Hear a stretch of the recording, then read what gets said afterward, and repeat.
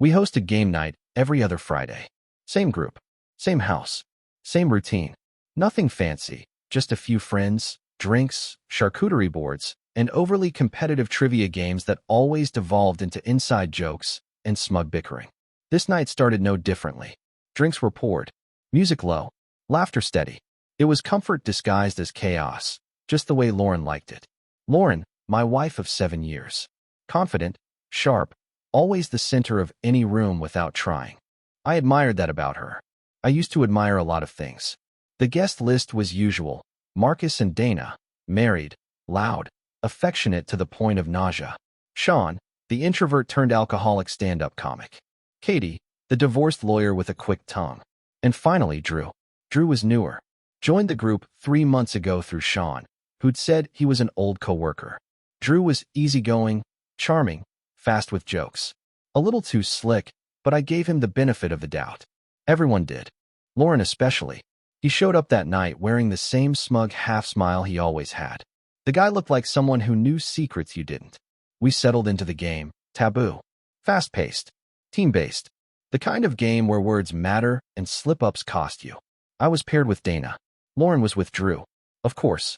20 minutes in, everyone was yelling over each other, riding the high of good wine and cheap victories. Dana shouted answers before I finished clues.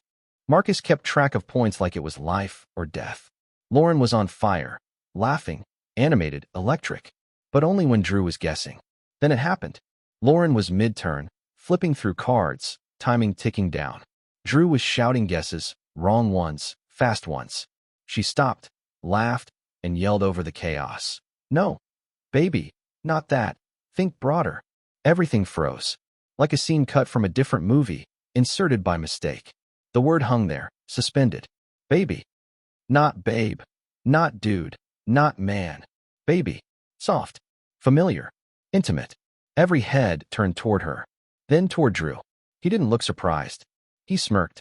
And that silence, it was the kind that doesn't ask questions. It answers them. I didn't say anything. Not right then. I just watched Drew lock eyes with me for a half-second too long, like he wanted me to notice. Then Lauren caught herself. Her face drained of color, eyes blinking fast. I didn't mean, she stammered. Sean forced a laugh. Whoa, baby, chill. He joked, trying to patch the tension. Dana coughed. Marcus adjusted his score sheet. I smiled. Small. Just enough. Then I stood up. Need another drink, I said, walking toward the kitchen. No one followed. Inside the kitchen, I poured a glass of bourbon I didn't plan to drink. I just needed my hands busy. Lauren didn't follow me. That told me more than the word ever could. I gave her 10 minutes. Then I walked back in. The game was still going, but the energy had shifted. Everyone was pretending too hard. Lauren wouldn't meet my eyes. Drew kept leaning back like a man who'd already won. I waited until the guests left. The door shut behind the last awkward goodbye. Lauren started collecting glasses in silence. So, I said calmly, how long?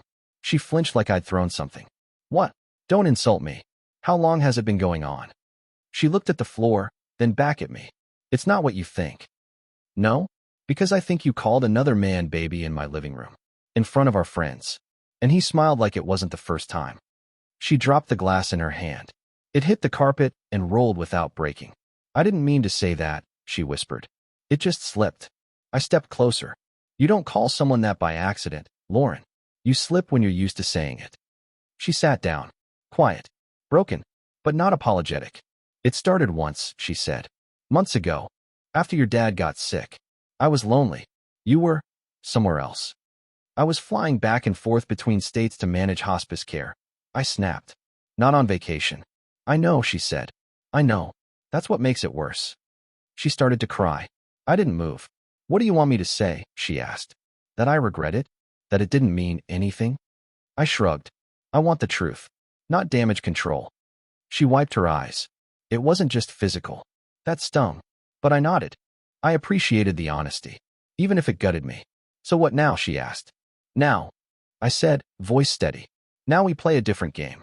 She looked confused. I walked past her, toward the bedroom. Pulled open the drawer I hadn't touched in weeks. Inside was a folder. Thick. Quiet. Prepared. She didn't know it yet, but I'd already suspected something. The long showers. The phone face down. The way she laughed too freely at Drew's jokes. I'm not paranoid. I'm observant. And patient. I dropped the folder on the table beside her. That's everything. Photos. Texts. Dates. Times.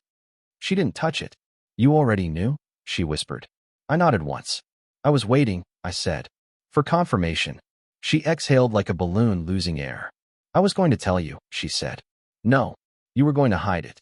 Right up until your mouth slipped. Then I walked upstairs. I didn't slam doors. Didn't raise my voice. I just closed the door to the guest room behind me. It was only 11 p.m., but my marriage ended at 9:43, right after she called him baby. And he smiled like I wasn't even in the room. The next morning, Lauren made breakfast like nothing had happened. Eggs, toast, coffee. Routine used as camouflage. I sat across from her in silence, watching her hands shake slightly as she buttered the toast. Are we going to talk about last night? She asked. No, I said. We already did. Everything after this is execution. She looked at me like I'd spoken a foreign language. I'm not divorcing you, she said quietly, more to herself than to me. I didn't respond. I was already thinking 5 moves ahead. She left for work an hour later. Said she had meetings. She did. Withdrew, no doubt. Her car pulled out of the driveway and turned right at the corner, just like it always did. She never saw me follow her once last month. She never saw the private investigator either. I waited 5 minutes, then opened my laptop. The folder marked Exit Strategy was already there. Scripts, contacts, account transfers. I hadn't built it last night. I started 6 weeks ago, after Drew's name came up twice on her phone after midnight. I opened my email and clicked Send on the draft waiting in my outbox. One to my lawyer, one to the private investigator, and one to Lauren's HR department. No accusations. Just evidence. I wasn't going to confront Drew. That would have given him something he didn't deserve, attention. I had other plans. By noon, her access to our joint accounts was frozen.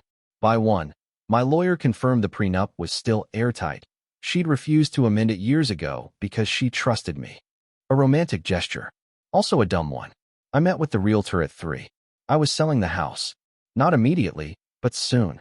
It was mine before her. Bought with money I'd saved before we even met. At 4, I transferred ownership of my business shares into a private trust. Something she couldn't touch. Not even in court. At 5, I got the text from the PI. Photos secured. Location confirmed. Same hotel as last Thursday. I didn't look at the photos. I didn't need to. Her betrayal wasn't abstract anymore. It was digital. Documented.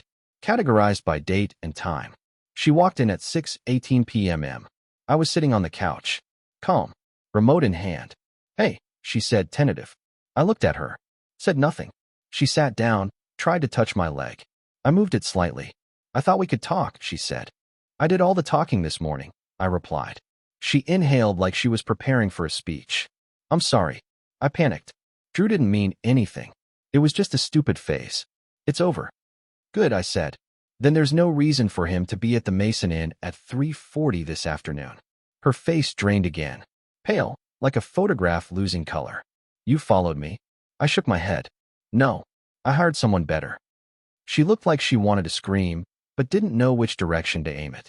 I can fix this, she said. You already fixed it, I replied. With him. This isn't a marriage. It's an agreement. And yours expired the second he smiled in my living room. She opened her mouth. Closed it. I stood. Walked upstairs. Grabbed a second folder. This one had names, numbers, timelines, everything my lawyer would need to streamline the split. We weren't going to court. We weren't dragging it out. She didn't have the leverage for that. I handed her the folder. You'll find everything in there, I said. You get the car. I keep the house. You'll receive a monthly stipend for 6 months. After that, you're on your own. She opened the folder, flipping through in disbelief. You're treating this like a business deal. That's all it ever was to you, I said. She didn't argue. I walked toward the door. Where are you going? She asked. To stay at the condo. The one you didn't know I still owned. You're just leaving? No, I said. I'm stepping back. So you can watch everything fall. I moved into the condo that night. Sparse. Quiet. It hadn't been used in 2 years. I bought it before the marriage and kept it off the books. It was mine, undisclosed, unclaimed, and untouched. I liked it that way. Lauren didn't text me. Not for 3 days. On the 4th, She showed up at the condo door. No warning. No call. She looked thinner, makeup undone. Like someone mid-collapse. I didn't come to beg, she said. Good, I replied. I came to understand. I let her in. She sat. I stood. I didn't think you'd actually leave, she said. You called another man baby. In front of me. In my home. I left because you already had. She wiped her eyes, still trying to make it about emotion. But emotion wasn't the currency anymore. Not with me. Drew's out of my life, she said. So is this version of me, I replied. She looked up. I'm not angry, I continued. I'm not even hurt. I've just recalibrated. You showed me who you are. I believed you. I was lonely, she said. You were always working. Absent. I was building the life you liked showing off to your friends, I snapped. Including him. Silence. I don't want your money, she whispered. I nodded. Good. Because you won't get it. She stood, looked around the condo like she'd stepped into a stranger's life. In a way, she had. You planned all this, she said. Even before the slip. I smiled. I plan everything. That's why you thought I wouldn't notice. She stepped toward the door. I hope one day, you find someone who doesn't need to plan, she said. I tilted my head. I hope you find someone who doesn't need to lie. She left. Quietly. No door slam. No tears. Just silence. In the weeks that followed, the paperwork cleared faster than I expected. My lawyer was ruthless. Hers tried to haggle, then backed off once he saw what we had. Drew vanished from her circle, blocked on everything. I didn't care. He was never the enemy. He was just the mirror. What mattered was control. Regaining it. Rebuilding with it. I sold the house 2 months later. Bought a new one out of state. Fresh title, new accounts, a new number. I didn't tell anyone. Not even mutual friends. The few who reached out, I left on read. Lauren emailed me once, 5 months after the divorce finalized. Just wanted to say I'm sorry. I know it doesn't mean much now. I lost something good. I hope you're okay. I archived it. She was right about one thing. I was something good. But I wasn't hers anymore. Not her husband. Not her fool. Just a memory of what happens when you play games with someone who writes the rules.